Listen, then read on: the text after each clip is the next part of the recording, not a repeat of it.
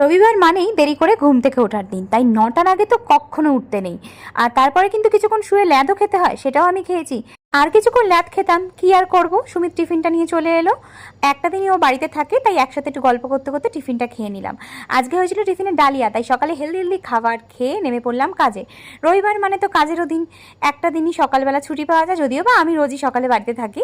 তাও সোফাটার অবস্থা হয়েছিল খারাপ, জায়গার জিনিসগুলো সব গুছিয়ে জায়গায় রাখলাম। তারপর ভাবলাম, ওহ, হাফ ছেড়ে বাঁচলাম, বাইরেটা কি অবস্থা একটু দেখে আসি। ছাদে গিয়ে আমার পাটা পুরোপুরি পুড়ে গেল, দৌড়ে দৌড়ে ঘরে এলাম।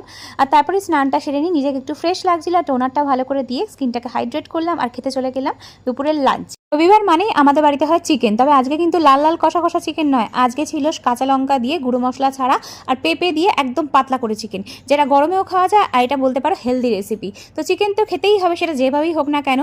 আজকে দুপুরে কোনো টক আইটেম ছিল না, তাই পাতিলেবুর রস দিয়ে এই পাতলা চিকেনের ঝোলটা ভালো করে সাটিয়ে